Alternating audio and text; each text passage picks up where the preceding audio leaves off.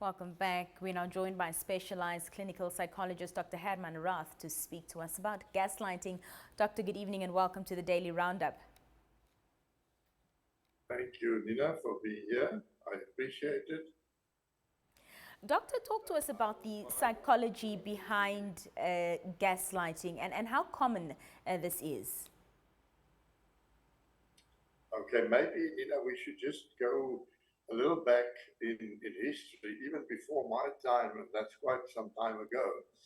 But the term gaslighting is actually originated from an Alfred Hitchcock film by the name of Gaslight, which was, if I'm not mistaken, uh,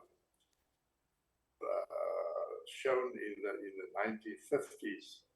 Now, the whole thing of the gaslighting, those days, they had gas lights in the houses, and this whole story goes about that this manipulative husband was changing the lights all the time in the house in order to confuse his wife, and in the end tried to make her to be mentally unstable. So that is the whole history or the origin of the word. In essence, I think gaslighting refers to a very complex phenomenon that takes place not only in relationships or interpersonal relationships like marriages or so on, but also at work, at the workplace. Also, it takes place between organizations. And that the essence is that there's a dominating and malicious manipulation of the other partner or parties in the whole affair by a dominant partner. In that sense, it tries to belittle somebody, to let them feel inadequate and not up to whether it's child rearing or anything like that. It is the complete domination or the malicious domination of a partner. See, in our country, we have a lot of laws to counter, for example, violence against children and women, but it's much more complex than hitting the wife or other way around, or abusing children physically. By gaslighting, we mean that you are breaking down your partner, your child, or whoever to such an extent that they lose their own sanity, they lose their own self-esteem. Thank you. Doctor, And let me just interject there quickly. Let me just interject there quickly for the sake of time. You mentioned quite a bit and traits such as manipulation and end-rearing. That sounds a lot like bullying. Would gaslighting be a form of bullying then? Absolutely. Gaslighting is absolutely emotional bullying. It's not a question of the child in the class who is now hitting the other children and stuff like that, and that everybody is scared.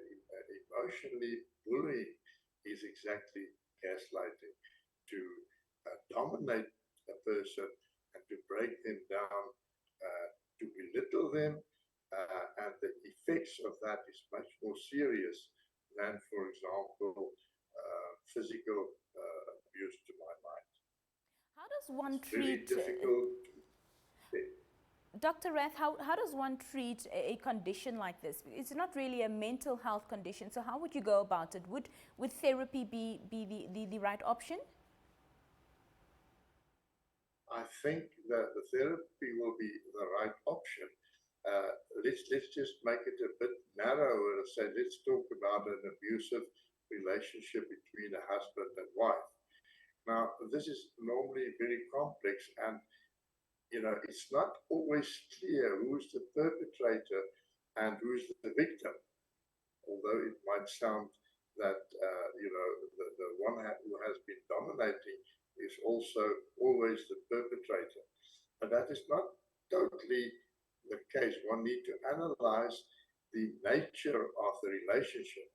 If you can allow me, all relationships should be or can be divided into either a symmetric relationship or a, complementary relationship. Now, when we talk about a complementary relationship, we mean that there's two poles in the relationship, a dominant person and a submissive person. That is a complementary, so they complement each other. In certain cases, a complementary relationship can work very well. The other one is a symmetric relationship where people are basically equal strong. Now, one may say that then it's a take and give relationship in terms of what happens if it's a symmetric relationship. That is also not the case. So it depends on the malicious nature of how people try to be on top of the relationship. You see, like for example, one can say that an alcoholic is now on the top of the relationship. He's dominating everybody through his relationship, but on the other hand, he's also maneuvering himself into a power position by the alcoholism or the drinking. So I think it's important from my perspective that both parties or families should receive counseling in terms of understanding the very complex nature of the relationships in that specific family system. Thank you. Dr. Raath, just very lastly, are there any specific personality traits that goes with an individual who, would normally gaslight? So, for example, pompous, arrogant, whatever personality traits that could help us identify, gaslighters? I think one should think of egotistical persons who are in need of constant power. Unfortunately, this is so that they say that the victim becomes the aggressor. So people who were subjected in childhood to gaslighting and abuse often then becomes the abusers themselves because they need that power, that sense of I rule whatever is at stake at the moment, or within my family, or within a relationship. Thank you. Dr. Raath, thank you so much for joining us this evening. Lovely speaking to you.